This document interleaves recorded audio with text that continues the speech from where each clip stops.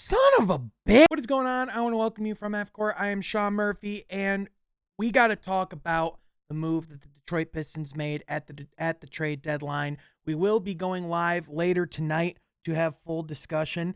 I am going to be going live around 6 p.m. The Detroit Pistons traded Saddiq Bey in a 3-team deal, originally to the Golden State Warriors, but ultimately was moved to the Atlanta Hawks. The Golden State Warriors received 5 second-round picks, which they seemingly used to get back Gary Payton II from the Portland Trail Blazers. And Detroit, in this deal, received former number 2 overall pick James Wiseman.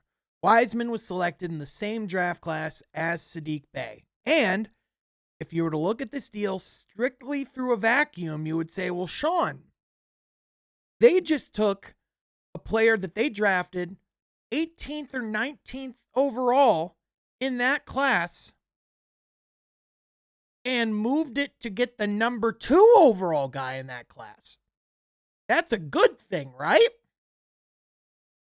Well, James Wiseman has not exactly looked like an NBA player in his time in the league. And in addition, that draft was all sorts of weird because that was the COVID draft class where they couldn't scout in person. They couldn't do in-person interviews.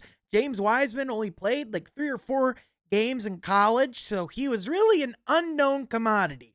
And survey so far has said, and that's why the Golden State Warriors were okay with doing this sort of salary dump. And even a couple of weeks ago, he was in the G League, and I've seen him in person. I've seen clips of James Wiseman. And listen, he is certainly a really athletic prospect.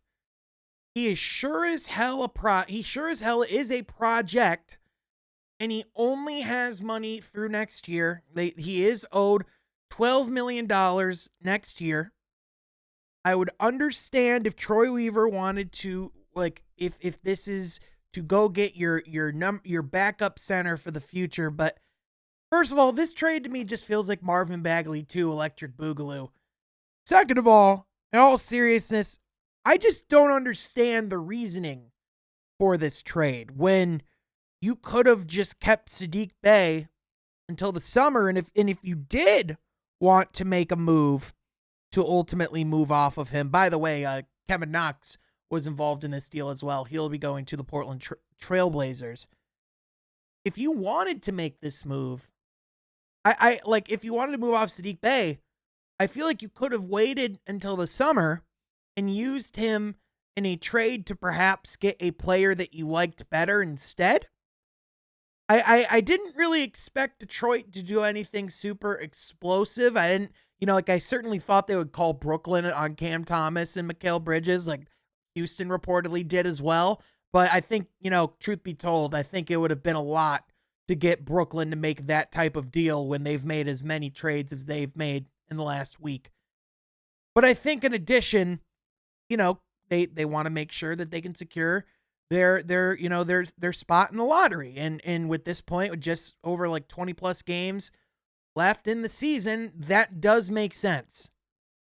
I just don't understand why, even though I understand you don't want to pay Saddiq Bey, why you would trade him for a prospect who's much more of an unknown commodity instead of hanging on to him and maybe using him in a trade over the summer for somebody else. Like that to me is where could we have gotten more value in return? And that really comes down to where you're at on James Wiseman. Now, Troy Weaver has done an immaculate job as the general manager ever since taking over.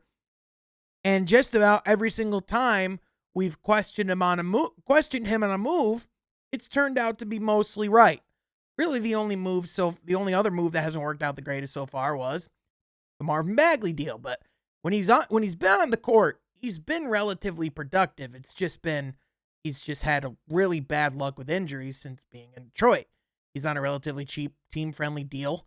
Definitely was a little bit steeper at the time than a lot of people, thought Marvin Bagley would get. But now you have Jalen Duren, you have Isaiah Stewart, you have Nerlens Noel still. You have, which, more than likely, I expect Nerlens Noel will probably reach a agreement on a buyout. Now that he has not been traded, I would imagine that he would probably be in the buyout market. But now you have Jalen Duren, who needs time in development. You have Isaiah Stewart, who needs time in development. Marvin Bagley is going to eventually come back into the lineup. You have James Wiseman in there now. Unless he's right away put in the Motor City Cruise, or you're just making the definitive statement that he's your backup big and let's see what he can do. Like, okay, but this just feels awful lot like a time that we have traded a player in our system that we all thought had potential, and then they went on and had success at other places. I don't know if Saddiq's gonna go to Atlanta and light it up. I know from everything we've read about the guy, he works his ass off, and I'm sure that he's gonna enjoy the prospect of playing alongside two all-star caliber guards, and to be in a situation where they want to be competitive and be in the playoffs. I'm sure he'll look forward to that. I'm just unsure what his spot in the rotation there will be. I know that Saddiq Bey will have a long time successful NBA career. I just hope the Pistons don't live to regret pulling the trigger for that return. And even though like Troy Weaver's stuck to his guns, all the reports suggested that, Bojan Bogdanovic would still be, he was very much viewed as like a core member of the team going into next year. It seems that remains to be true. Alec Burks was a guy that reportedly the Pistons wanted to extend.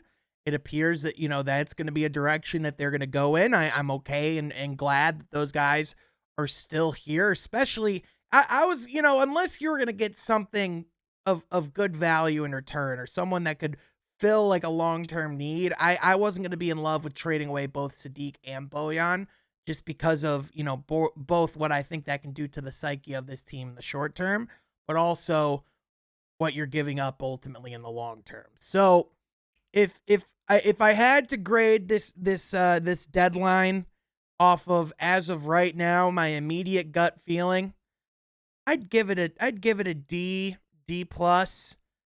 I wouldn't give it a complete F. I don't think it's an absolute failure. I don't think it's an albatross. I don't think it's an atrocity. I don't think it's something that we have to all start putting Troy Weaver on the hot seat.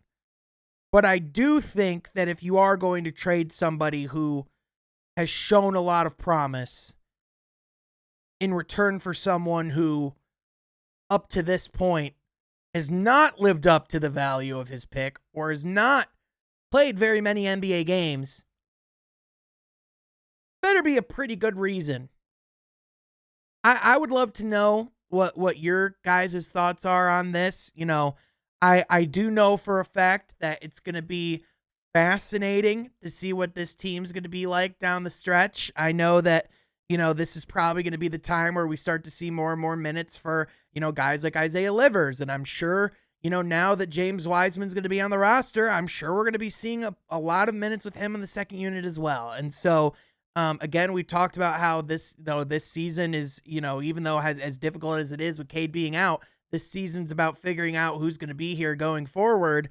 And, I guess we're having a trial run with James Wiseman. And so I personally think that the Pistons still have a lot of room to get better and grow in the off season. I don't think this makes them significantly worse by any stretch of the imagination. But again, that's a guy that you traded away who scored a 50-point game. And with all due respect, what has James Wiseman done in his time in the league? That's just my question. Is if you're going to be investing the money in and investing the time and the resources and the energy into James Wiseman, I just want to know what they see in his potential that is worth trading away someone that we saw be able to put up multiple 30-point games, be able to put together stretches of really good shooting. A guy who we've seen get really hot, hit clutch shots, play hard defense. Like, you traded away a solid NBA player for a guy who, in my opinion, is probably not going to be in the league in 2 years. That's my prognosis, at least. I mean, I hope I'm wrong.